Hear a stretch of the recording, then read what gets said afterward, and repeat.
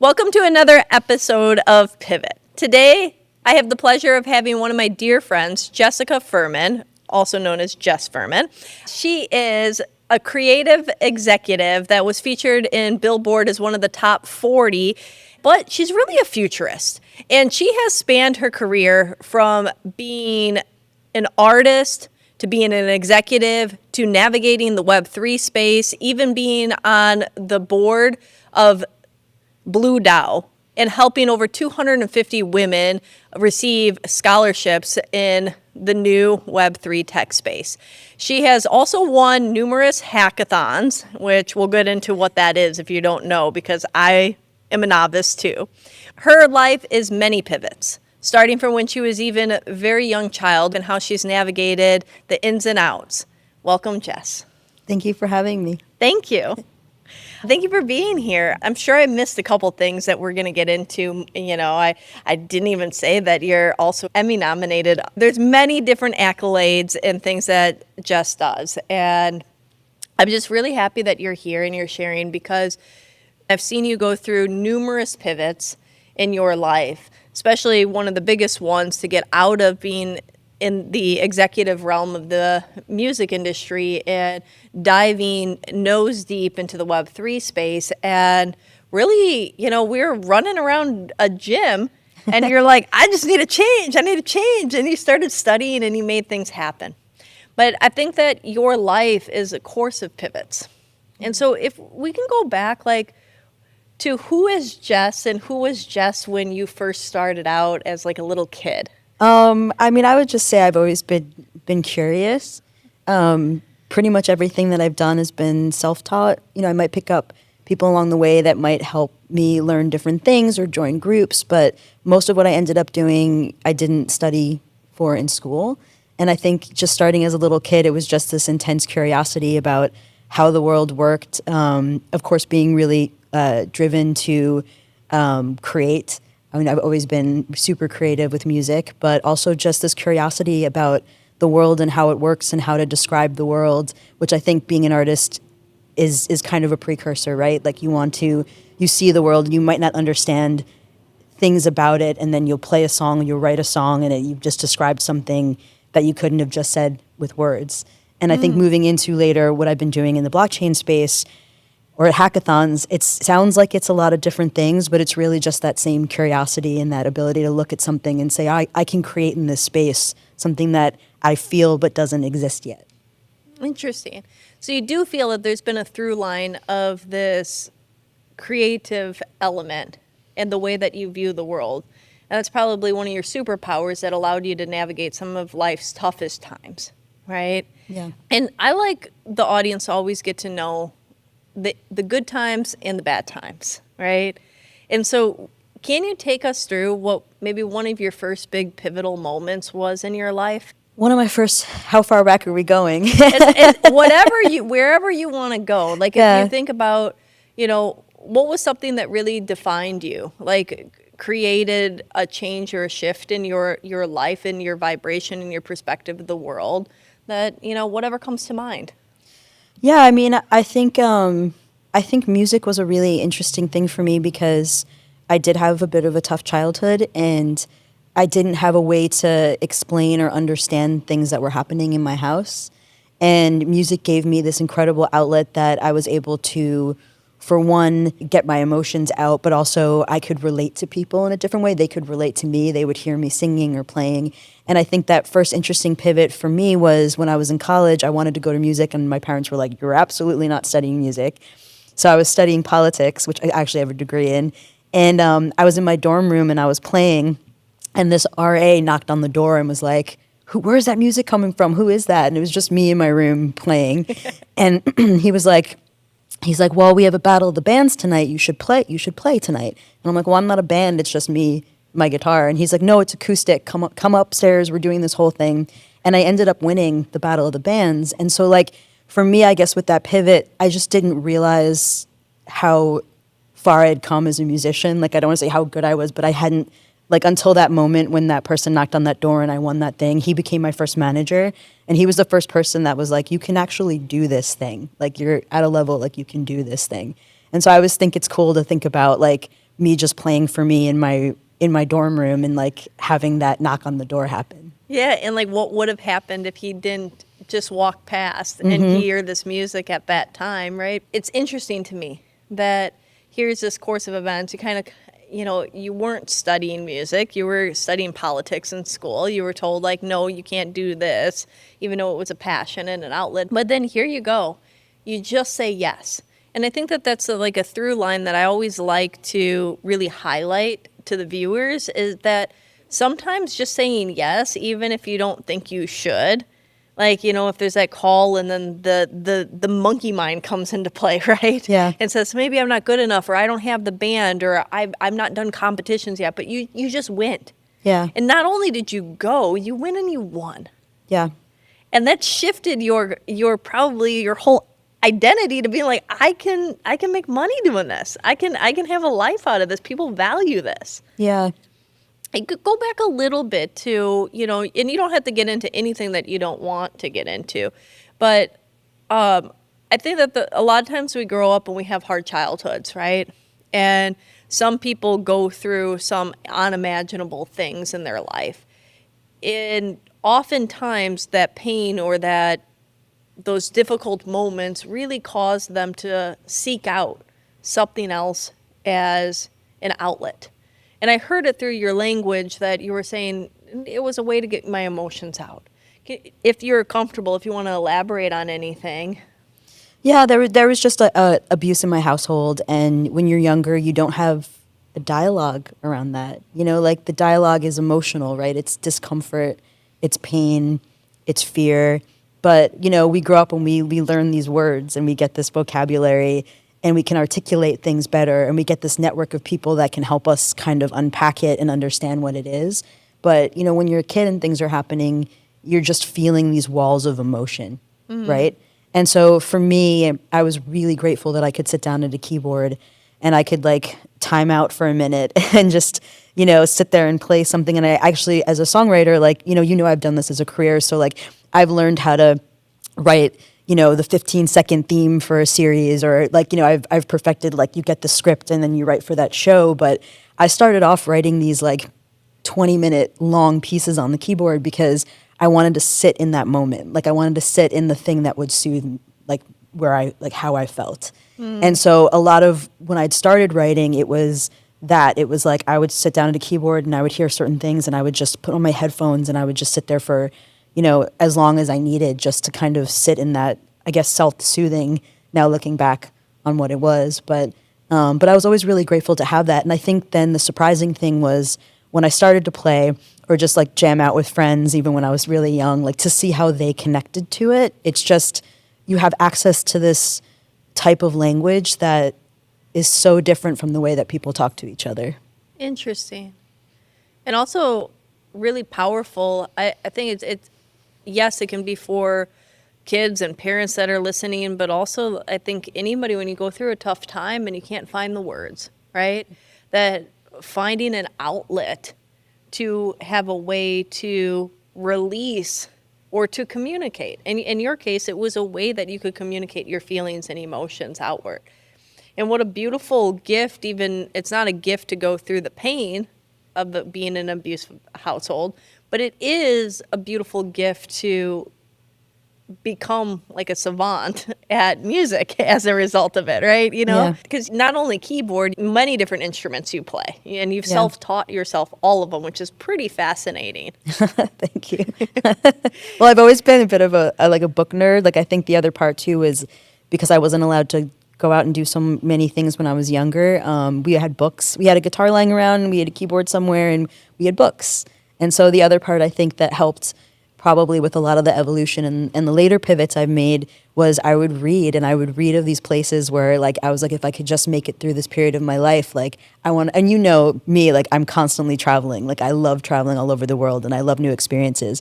But that was a part of my life where like in addition to the music, it was all like kind of dreamscape where I would read these books and be like, wow, like there are people like that in the world, or there are places like that in the world. Like if I could just make it through this time in my life, like I want to see all that. I want to go and travel. I want to experience all those things. So I think that's the other piece of it too, which is why I started with curiosity, right? Like it's music on one end and it's books on the other. And it's a lot of nerd with the tech stuff that I'm in right now, but it's all just curiosity, I think, beyond the immediacy of pain or trauma. And having the ability to take action within that, right? To Yeah. be curious enough, sometimes curiosity or anything, any change without movement, right? What do you think gave you some of that courage if we go back to this college dorm night, right? That you were able to just say yes and say, okay, I'm going to give this a try. I'm going to go to this battle of the bands. But what do you think gave you the, what was it inside, or what happened inside of your mind that night when you were like, okay, I'll go? I don't know. I think I was amused. I know that sounds ridiculous, but and I'm still very amused at when you do something you just love so much, how people react to it. So I think that was it too, where I was like, oh, this is this thing I'm doing in my dorm room because I love it. No one was making me practice or play. I was just working on a riff and I wanted to get it right. So I think it was the curiosity and also just the amusement. Okay, if you think I should play, I'll play. And I don't think I had any expectations. And I think of course the fear part, being in front of people, and I don't know. I guess I never really thought about the stage fright part of it. I was more just amused that something I loved so much was connecting to someone else, that I was when I open the door, walk upstairs, I'm where is this going to take me? So Okay. It was less about how am I going to do this competition, and more interesting. Okay. And so this interesting thing, and they call your name, they say you win, and then this what is it? TAPA? What is it called? RA. He was a resident advisor. Yeah. I was I know it's some letters. Yeah. So this RA, then it's I kind of want to rep you, or how did this unfold here? He never wanted to be a music manager, and he just I guess he as the resident advisor, he'd put together that music night because he loved music, and he saw me and had ideas, and he was like, I want to manage you, and I'm I don't even know what that I didn't have musicians in my family or artists in my family, so I had no idea what that was. I said, okay. He's like, well, I'm going to help you, and he just started booking shows and booking things. And I remember sitting in the dorm at lunch, and I kind of had my head down, and I was talking to my friends, and I noticed a piece of paper on the table, and I flipped it over, and my face was on it. And it was his name was Basil, and he was he had just booked me somewhere, and it was amusement. It was just, I think. Was this your first year? Yeah. Yeah. Okay. Yeah. And so now you start playing places. You're starting to see that people are responding and loving and resonating with your art. Yeah. But you're going to school for something completely different, right? Yeah. You're studying politics. I mean, the two sides, right? You have something really, really, really left brain, and political science, and then you have something creative and right brain. And so you continue. Do you finish school? What happens next here for you? Yeah. I did want to drop out almost every semester, and I would call my mom in tears. She was just coaching me through sticking through it. And I ended up transferring. I was in Albany for 2 years, and then I went to NYU in the city. And yeah, I don't know. I kept playing, and when I was done with school, I loved politics. I loved studying more. I studied more political theory and social contract theory, and again, just a curiosity about how people moved from being hunter-gatherers into some sort of complex society. I always really loved that nerd side of it, the theory, more than the current politics. But when I graduated, I gave my degree to my parents, and I started bartending, and I was I'm just going to play clubs. Okay. Yeah. So that's when, after you graduated, you're okay, I want to actually give this a chance. Was there something that you thought in your mind, or was it just the passion was overtaking you, or did somebody encourage you? What made you make that decision? So I had another kind of really interesting moment where I'd only made maybe 5 demos, I think, and it was me playing acoustic guitar with a really crappy mic, and I had printed it myself on my computer, and I handed it. I forgot who I gave it to, but I'd handed it to someone, and literally a week or so later, I get a phone call, and it's this club called The Cutting Room in New York City. and they asked me if I would be part of this acoustic documentary series or something. And I was like, okay. So I showed up again and I started playing, and someone in the audience actually was a part of a jingle studio. He was a drummer, and he changed the course of my life because he kept to me after. What's a jingle studio? Yeah, so I didn't know what a jingle studio was actually either. A jingle studio is basically a music production house where people write music for commercials, ads, like jingles, like you hear tunes and stuff.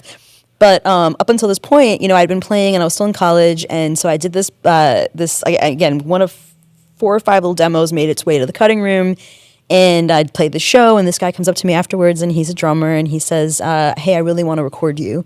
Do you have an album?" And of course, at this point, I hadn't really had an album. My manager before had kind of started doing some recordings with me, and he's like, "Come to the studio next week." And I show up, and it's a jingle studio.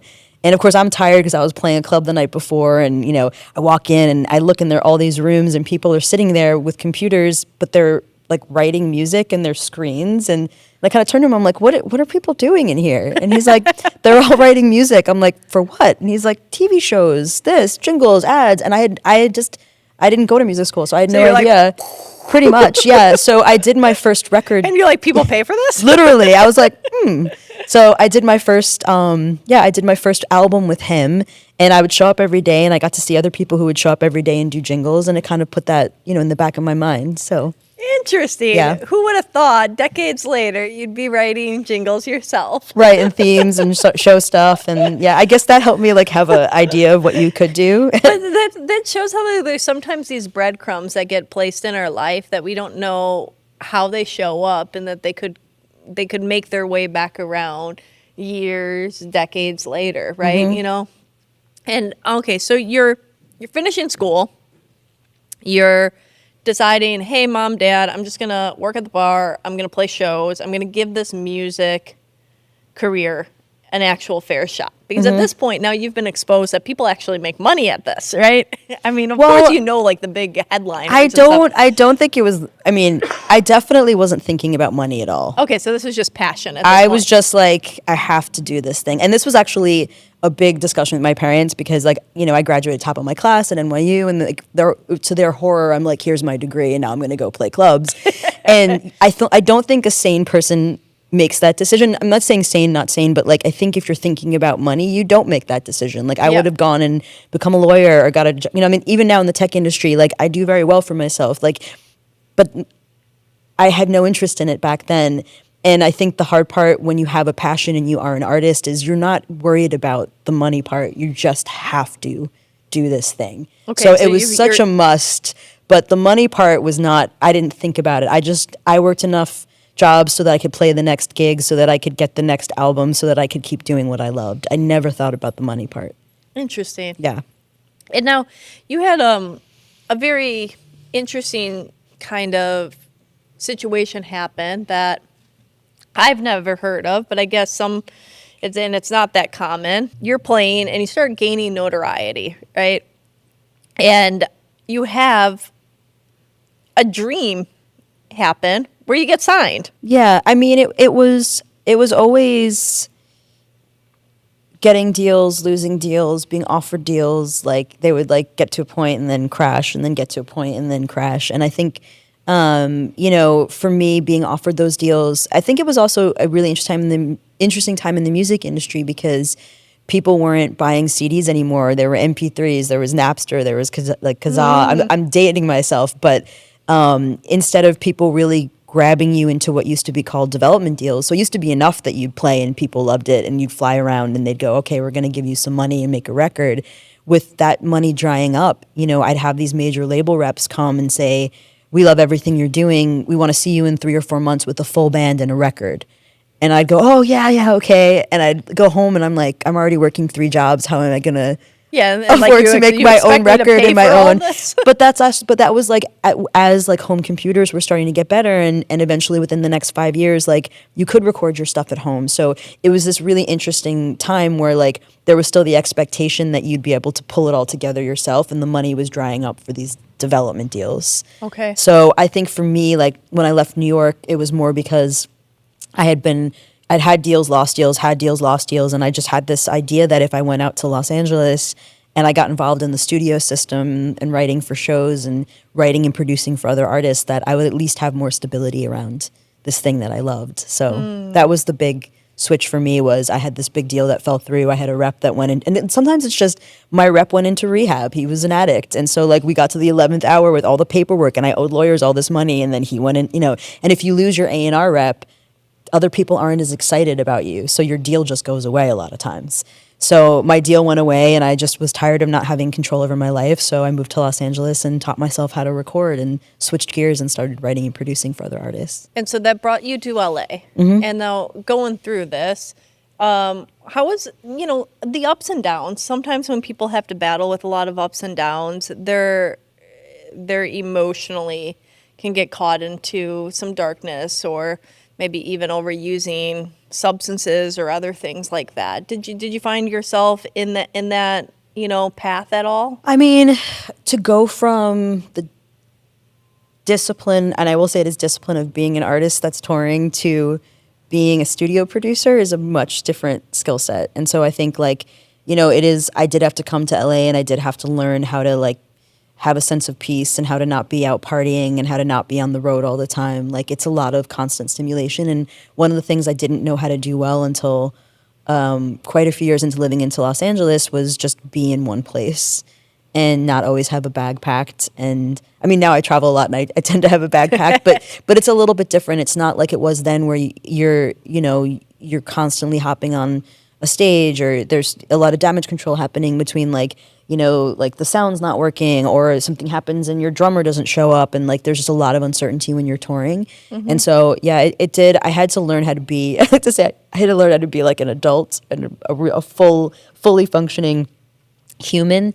Grocery shop, how to do dishes, how to I was a little bit like a wild animal when I moved to Los Angeles that needed to figure out how to just do life. Yeah. Just do life.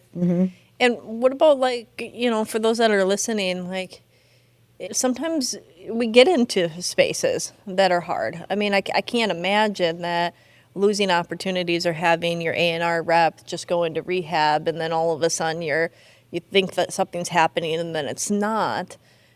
How are you mentally and emotionally during this time? I mean, it's hard to get to the point where you've risked everything in your entire life to get the thing that you want, right? Good degree, all these opportunities, not throwing them away, but again, it was all about could I make enough money to tour more to get, I don't know where this is going to end up, but I just want to keep doing what I love. And so, yeah, it's really hard when you go that far down a lane and you don't have a backup plan and you don't have a safety net, really. I guess I don't know whether it's there's certain things I think, having gone through the trauma I did when I was a kid, nothing will ever be that bad again. And so I think another part of it is when you do have that, or at least when I had that as a frame of reference, how bad is it really going to get? So I'm not saying it wouldn't get bad. It's horrible when you wake up one day and you've lost your deal, they pull your advance. I've had, management and label deals where they change their mind and they try to take all the money back, or they tried to hold my name hostage. I couldn't tour under my name for 6 months, my actual birth name, because it was tied up. And talk about being I've built my whole career around this. What do you mean I can't use my name at these shows? But I think as dark as it gets, at least for me, it would never get as dark as it was when I was a kid. So there'd always be this moment where I'm close to the bottom of something, and I would go, okay, you've pulled yourself out of worse, so so pick it up again. So your mind would go to that point of okay, I'm in a dark space, but I've been darker, and I don't want to go there again, and it will never be as bad. Was there something? Would there be a series of things that you would do? Were things that you would say to yourself? How did you find that you got through those lows and pulled yourself back up again? I mean, I think the lows are a lot less the older I get, because each time I pull myself out of a hole, it's never going to be as deep as the one before it. So I think I like that. I think people need to remember that, because we're never going backwards. No. We feel that we are, and so many people, clients that I've had over the years too, they get back into this like lower vibration, and they feel like it's, and I have to remind them, especially ones that I've seen over like over a course of a decade. No, you're not in the same place. Like Yeah. you are up here now. It feels low again. Yeah. But your old low was way down here. Yeah. Right. And that you're evolving, you're changing. Like even this dark moments and this dark like trauma that you went through as a kid, that gave you growth, right? And you're like, okay, as a result of going through that, I know I learned, I've overcome, I've continued forward, and I know it's not going to be that dark again, so I know I can make it through anything else. Yeah. Right? Okay, so you were kind of going like this, ups and downs, having this flow. You're in LA, pulling yourself out of kind of some disappointment, name tied up, okay? Now, what happened to lead you to stop pursuing the artist career? Well, I mean, in all honesty, I don't think I ever wanted to be an artist. Okay. I just wanted to write music, and I didn't know that was a career. I mean, the Jingle House was the first time I saw people writing for ads and commercials, but I didn't want to do that when I was a kid. And I didn't know that people wrote songs for artists. I just didn't know. So I think when I got out to LA, I think I was again amused, and I like playing, and I know that it's something that I do that people really respond well to, and I appreciate that I can do that, but it's never been my calling. I know that I played because I wanted to write and create, and so I think that was a lot of it. And actually, again, pivotal moment, Bette Midler, I don't know if I ever told you this, did I told you Bette Midler pulled me out of a total No. one of my holes. But I think people would want to hear.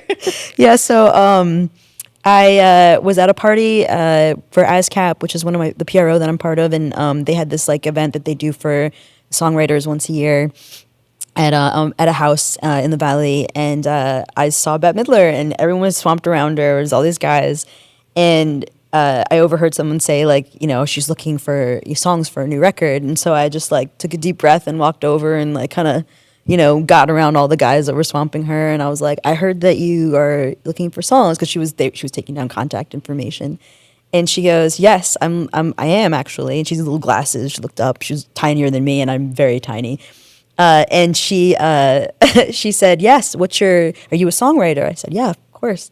Okay, what's your email address? And so puts it in her phone.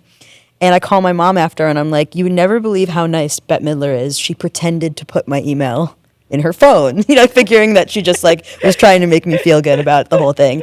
And then I didn't think anything of it. And this was around the time when I was up for the biggest deal of my life. They gave me an advance. Like, I had a band. We were going to go on tour. Like, I had all these writing sessions they had me cancel. And then that went south, and they ended up tying up my name, and we went into all this litigation, and it just was really soul crushing. So my attorney was like, don't show music income while we're sorting this out. And I'm like, you don't show legal income while we're sorting this out to see how far you get. So I was really sad. So I put all my stuff in storage, and I went back home just to figure out what I wanted to do next. And I'm sitting on my parents' couch, and I'm watching like Lifetime television, and I get this email, and it's Bette Midler's assistant. And she said, hey, you met Bette at a party, and she wants to hear some of your songs. She's looking for songs for her record. And so I pulled out my laptop, and I started going through all of the songs that I'd been working on with like, and for the artist stuff, I had a lot of managers and agents that were putting me in with different people between like Nashville and New York and LA, and I had all these songs. And over the course of me looking, I kind of had this moment where I'm like, what am I doing? Feeling sorry for myself. Like, I need to get back to Los Angeles, and I need to, focus on this, on the writing, on, the producing. And I ended up sending in some songs, and Bette never recorded my songs, but Bette, I'm here for you if you ever want to circle back. It got me out of and it got me like just looking. I was like, what are you doing? Like, you're not, again, talking about the deep hole. Like, I thought I had lost everything at that moment, and I was like, I'm in the wrong place. I need to go back. And so I got back, and I got invited into a building called Hollywood Sound, which the building. But I was the only woman in 2 floor of touring musicians, and they had a room in the front, and they gave it to me, and I started writing and producing, and they taught me so much. It was like, my buddy Jeff Trott, who wrote most of the Sheryl Crow hits, he used to tour with Tears for Fears and Wire Train. We had the guy from Porno for Pyros upstairs and Velvet Revolver.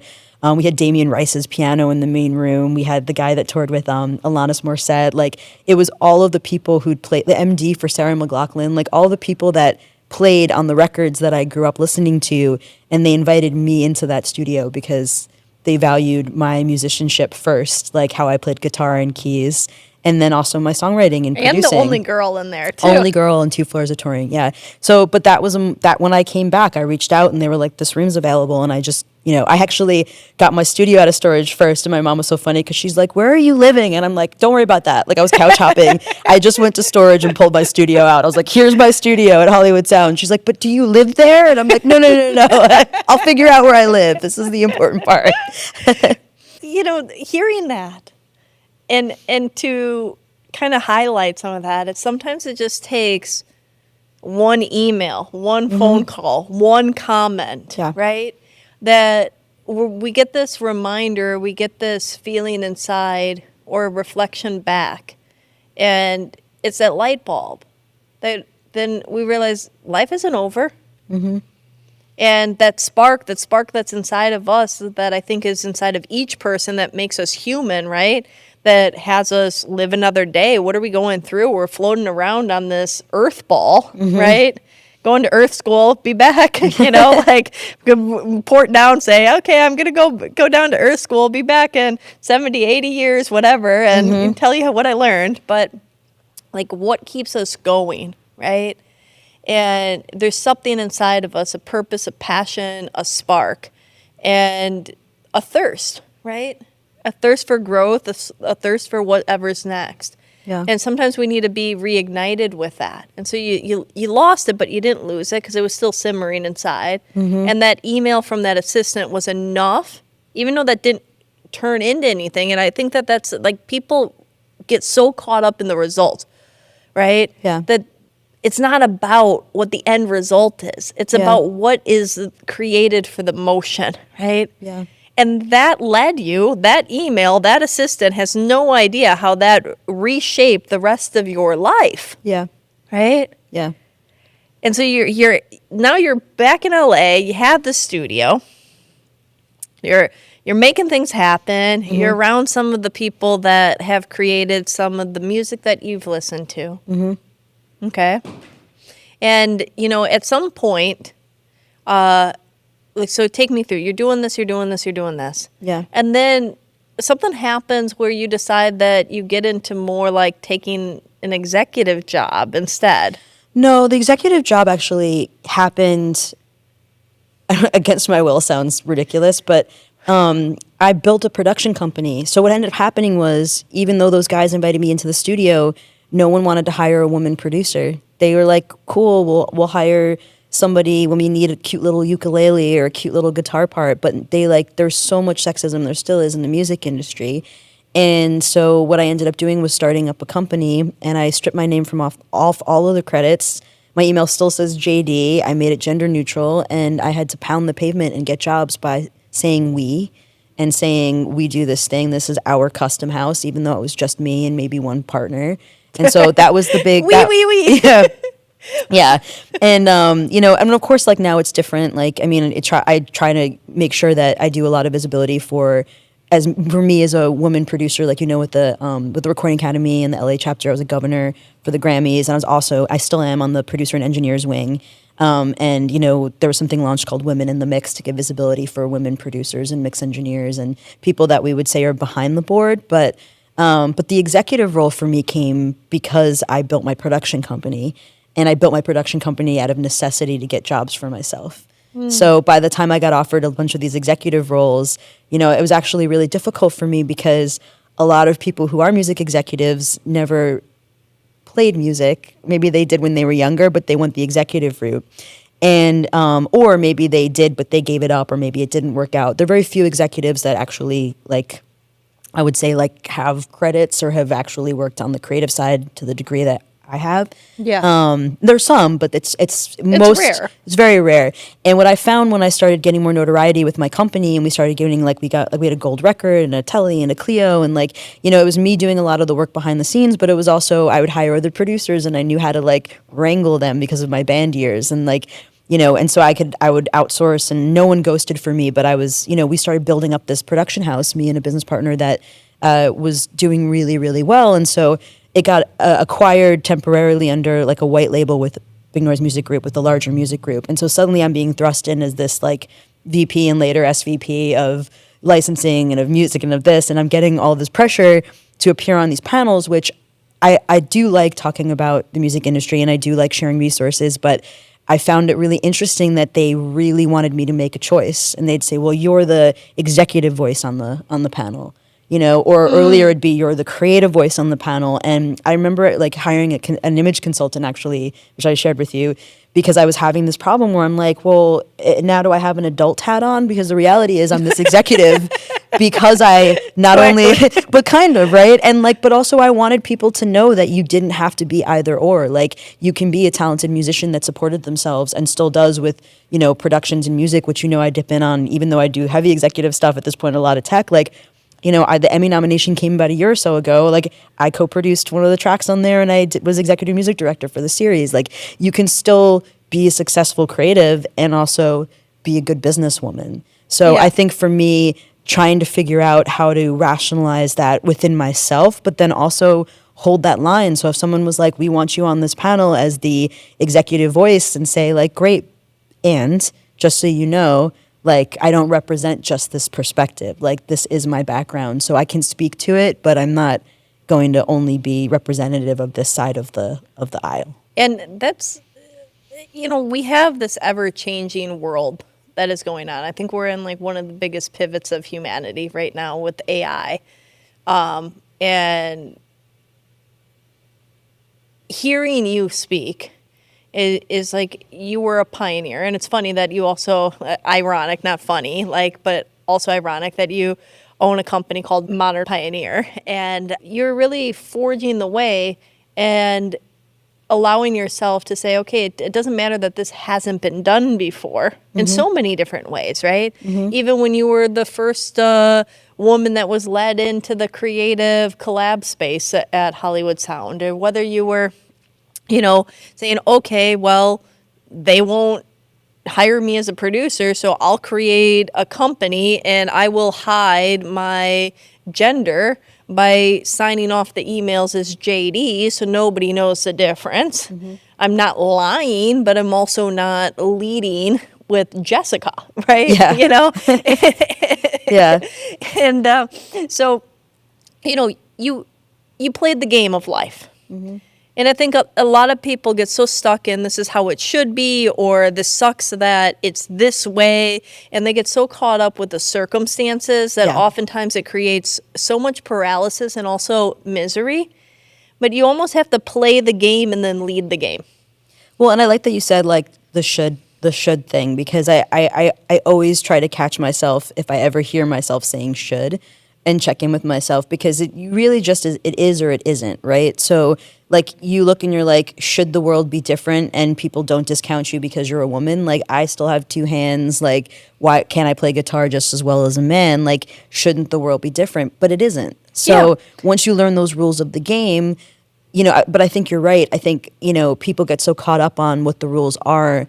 And then you have a choice. Like, if you think they should be different, then change them. Yeah, but you have to play them in order to change them, right? You have to get in the game in order to change the game, right? Yeah. If you were watching, like, I don't know, let's say a sports game or something like that, and you're just watching and you're merely the observer, you're probably not going to have that much of a say of how things change. But if you're in the game and you're playing in the game, or you become one of the lead coaches, or you become one of the star players, and you start to advocate inside of the game and say, I like this, but I wish it was a little bit different. Yeah.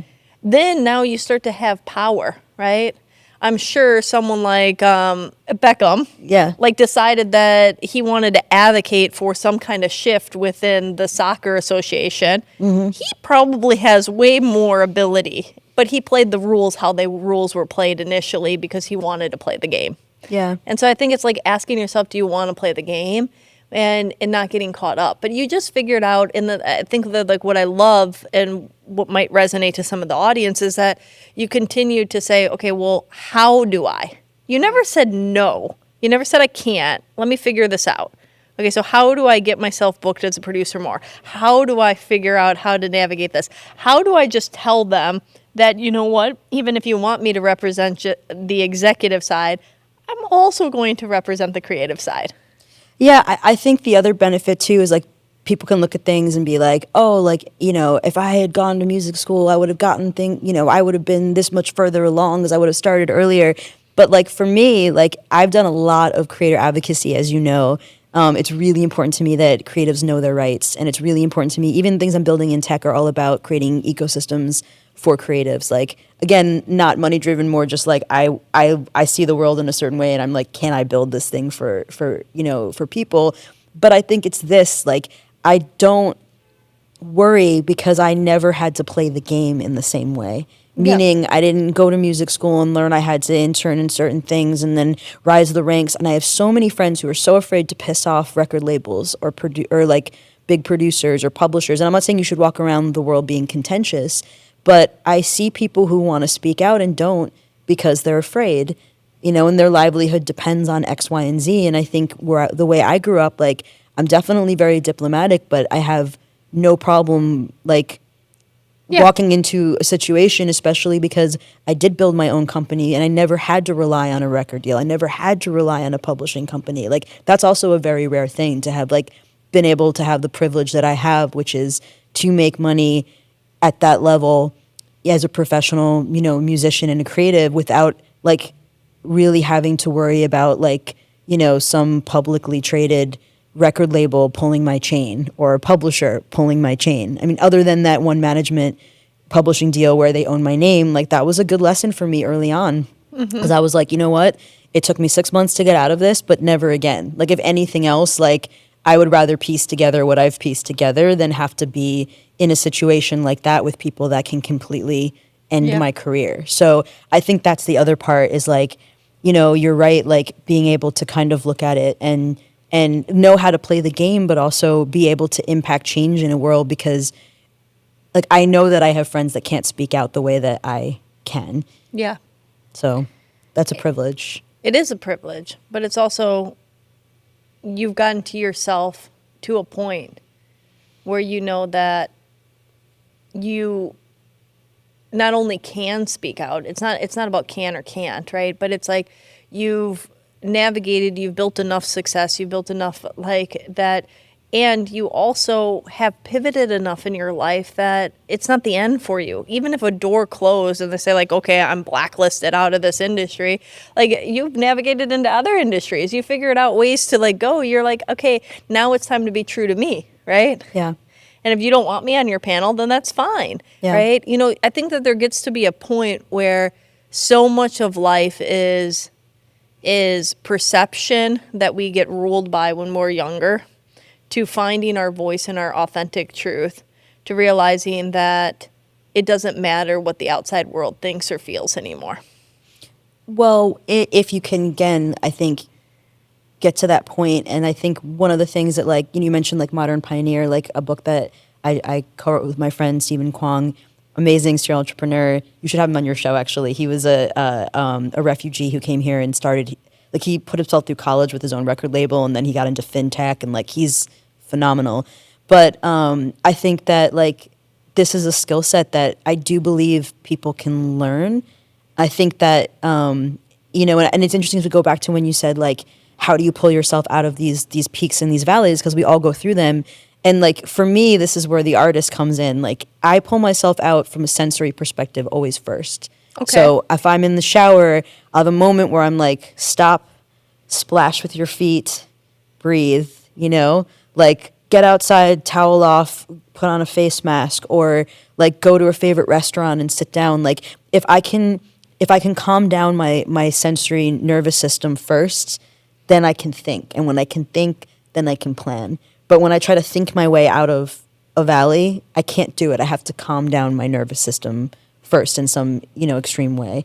And so I think, like, for me, what's been really interesting is, like, seeing people with so many incredible skill sets who just didn't have, and this is where I say the privilege of trauma, right? Like, growing up and having the rug pulled out from under you and realizing that no place is safe and realizing that, that any time everything can fall apart. Like, you have a choice to make, right? Your choice can be, the world is chaotic, I'm going to descend into that chaos.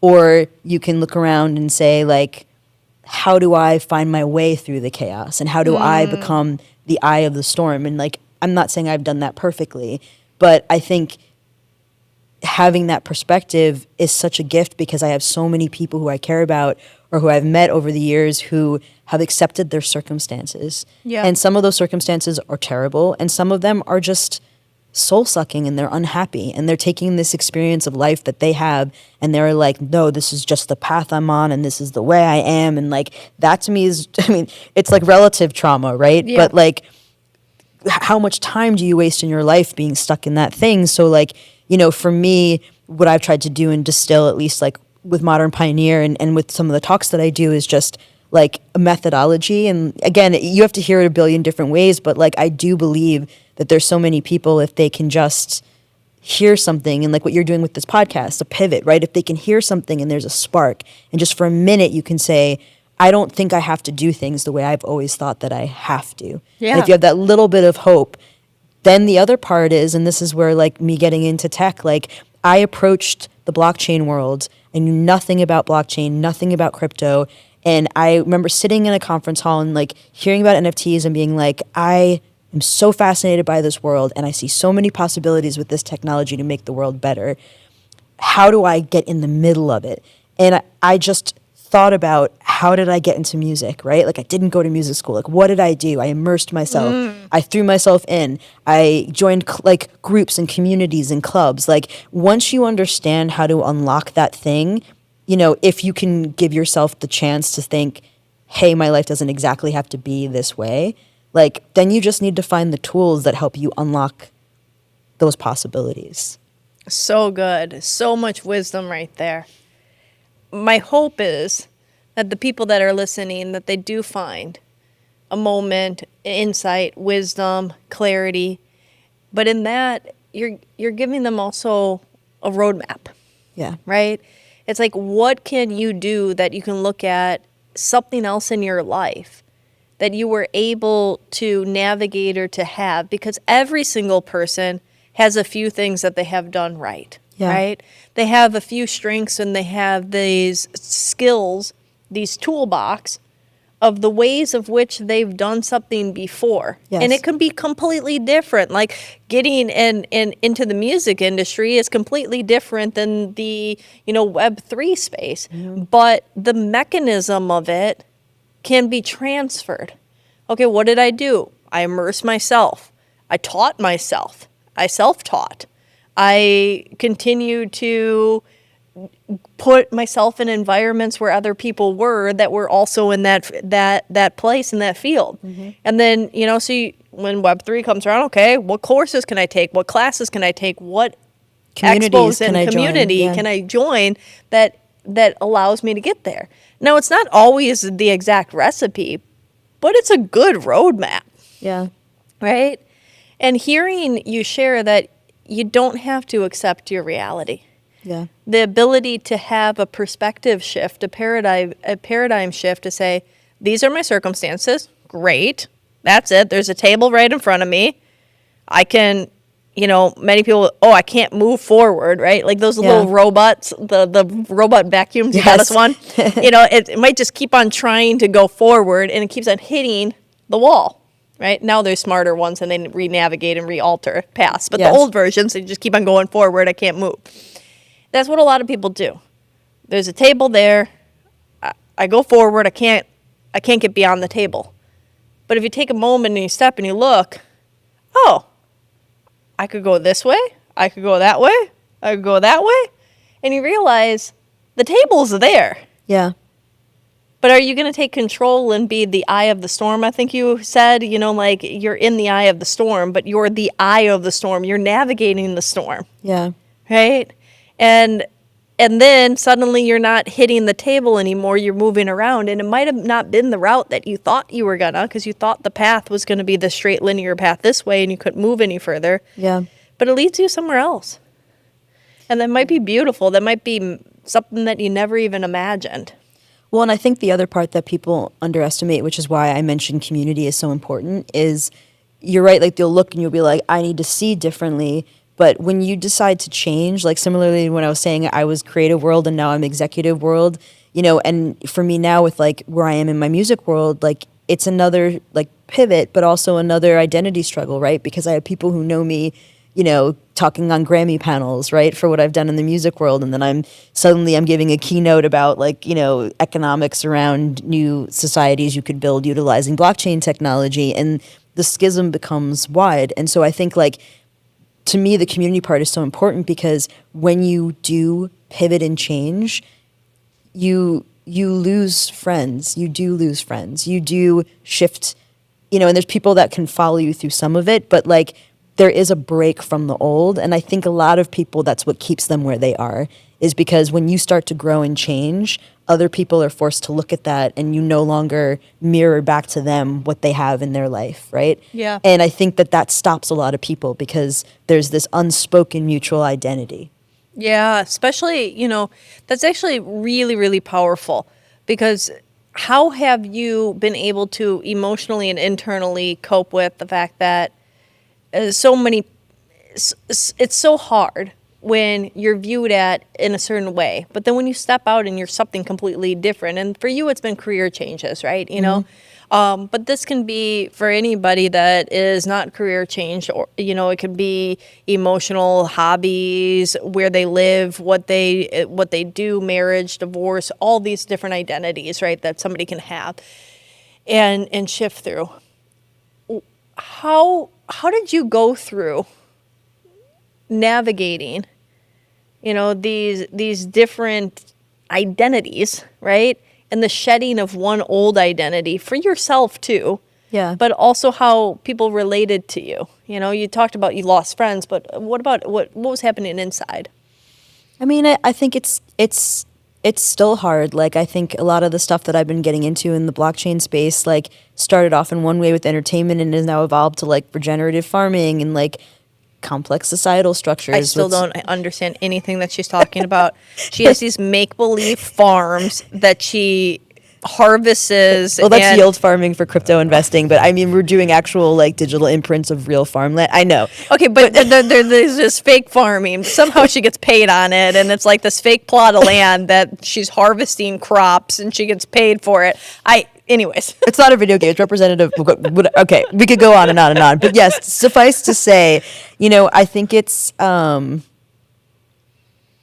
don't know. I think it's learning which pockets of things you can share with people, but also, like, I need support, right? So I will seek out the communities and the people that I know I can talk about this with. Like, great example, this morning I was up early every Friday.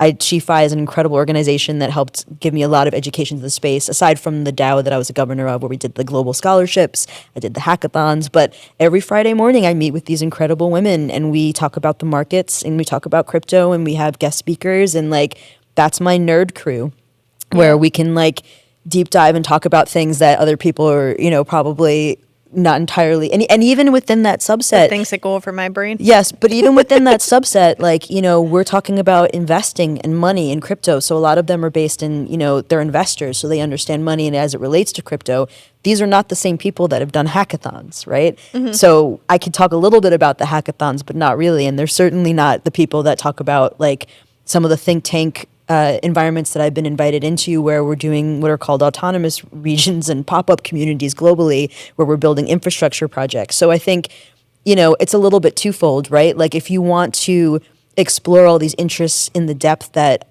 you really want to, you have to find your tribes. And then I think there's a lot of grace in learning how to have dialogues that's slightly different, because I cannot expect my brilliant, incredibly talented, like, musician friends who have spent their whole life studying to like this incredible degree. Like, I'm so honored the friends that I have by the friends that I have and keep in my music world. And some of them are interested in like crypto, or they're a little interested in some of it, but like, I can't come at them with yield farming and regenerative farming and, deep in infrastructure, which means decentralized physical infrastructure. Like, it's learning a little bit of a dialogue. But then I also think, again, the community part, like, you can't sustain that fragmentation without support and without people in it that you can talk to about that thing. And what about fragmentation in yourself? What about deaths of your own identity and attachment, right? Because as you change and evolve, you shed elements of your past. And sometimes I find that one of the hardest things for people to maneuver into a new world or to take and navigate to something that they want in their life is they're attached. Even if that same thing isn't fulfilling as much, even if it isn't quite them anymore, it's still what they know, right? Yeah. So you've had to have multiple shedding of the skin in your life. And how have you dealt with the release of that identity for you, not just your friend groups? I mean, I think this goes back to like your human experience. Like, you know, my mom always knew she wanted to be a teacher. Like, she loved teaching. She studied it. She wanted to be a teacher. She had a great career as a teacher.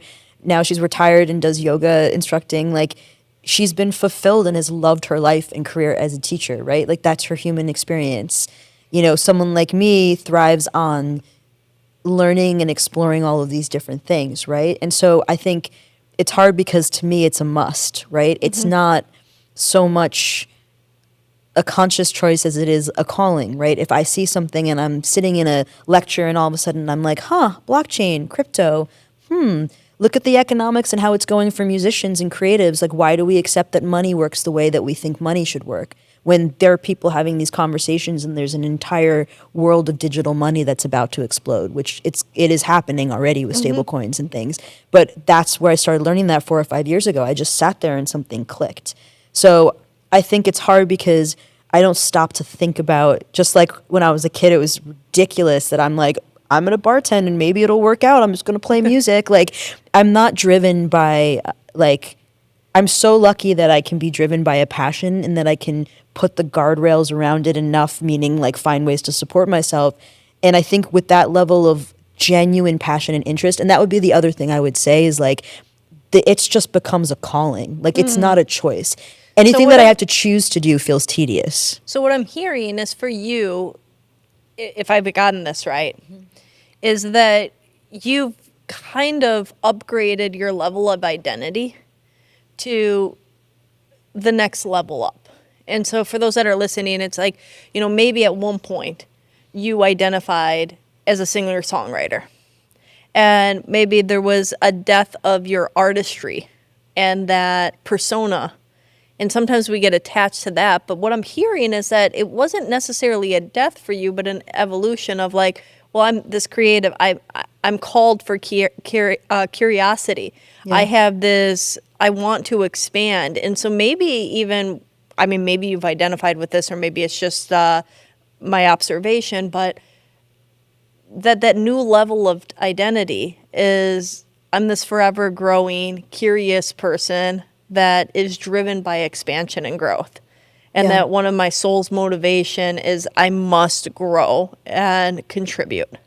Well, and I don't think I've ever been as stressed out about what my own vision of identity is for myself as I've felt pressure to clarify that for other people. Okay. And that's the part for me that feels hard and tricky. And like, even like when I'm upgrading, you know, I picked up some extra, you know, advisory consulting jobs for infrastructure builds that I'm doing with digital economies, right? So like, then I look at my LinkedIn and I'm like, not again. Like, I need to try to rejigger all of this in a way that looks like it's digestible to other people who are now investors for these other, you know. Okay, and so it's been less about an internal battle. Yes. Because some people do have that as an internal battle. Yes, like, you know, that they're like, and now that we're facing this AI revolution and all these jobs displacements and stuff, and people that were, you know, identified as I'm this career path, I'm this person, I'm this attorney, I'm a doctor, I'm a, you know, a plumber, I'm a this, and then that gets taken away and they don't know how to identify with that. Some people have that with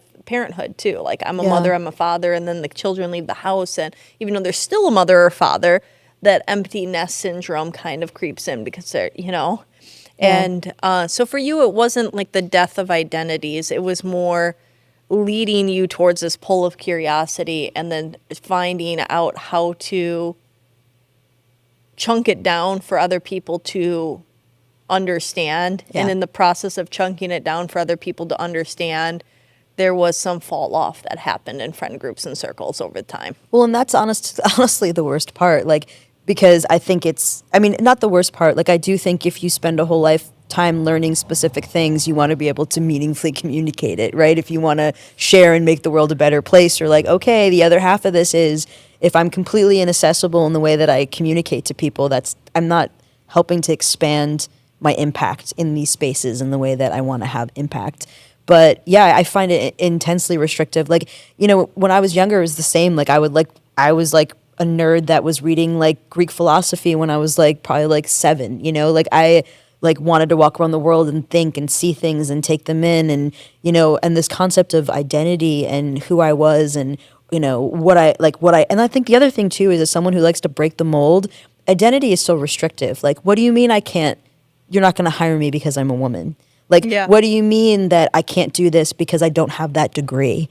Like, identity is, I think for a lot of people it can be grounding. I've always found it particularly restrictive. Yeah. Well, I mean, even when you were sharing before, like if you asked it on a panel as an artist, sometimes asked as a panel as an executive, say, can I do both, right? Yeah. And like even now, like you still do write music and songs. You still do dabble in, in the music industry. You still do wear an executive hat, and now you're branching into more the Web3 space and everything to do with that, and stepping into global public speaking, and have really solidified yourself as an expert in the field. And that's one of your newest pivots, right? Yeah. And what got you to that point, right? Because there's so many people that like feel like, okay, they don't know whether they should change or whether it's right to change or whatnot. Like, did you just know that it was the right timing for you to shift? Like, what was the calling? What was happening inside of you that's a pretty different leap into a completely different field?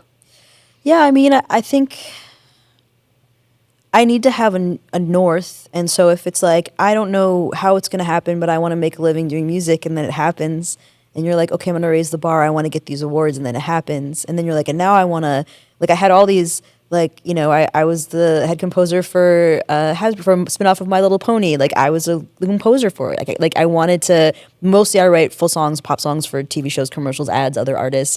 But like, I'd always wanted to score something. Like, that was on my list, right? And then you do it, and you're like, well, it was fun. But you're like, do I want to do more of these? I don't know. Maybe under the right conditions. So I think that's part of it, is like getting to a certain point where you're like, like, now that I have all of these things, and I am really lucky, like with my production company, like for music, like we have 2 major projects going right now, like music productions, but I had this investment thing this morning in my yield farming, and I'm doing a lot with crypto investing, and, I have a new consult for DPIN, and I'm going to ETH Denver in a week and a half. So like, I'm very lucky. I have all of these pieces that are, I think, still up in the air. But I think for me, the pivot is just curiosity. Like, I get to a certain point and I feel like I've like checked that box a little bit, and even with like music and writing, like, like I said, I still write and produce. I was in a writing camp a few months ago at Paramount, like as a producer producing music. It's nothing that goes away. It's not that I don't want to do it anymore. It's just, I think for me, in the breadth of my career, like there are certain things that I feel like,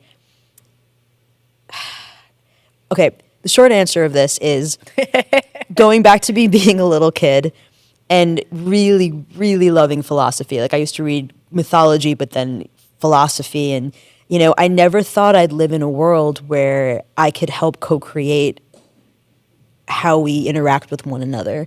And so, like, my thesis in college was around this, like, if the entire country and, like, the entire globe, right, everybody, like, there's no land to discover. All of the land already exists, right? And all of the land is owned by different geopolitical borders. So, like, what was it like for our ancestors during westward expansion, right, where they found the New World and people were running across the plains, stealing it from Native Americans, but there was still, like, they thought they'd landed in India, and it wasn't India, it was North America. Like, what did it mean for the human psyche to be able to discover a new frontier and land, right? Yeah. Always been, like, just for me as a curious human, something I'm obsessed with.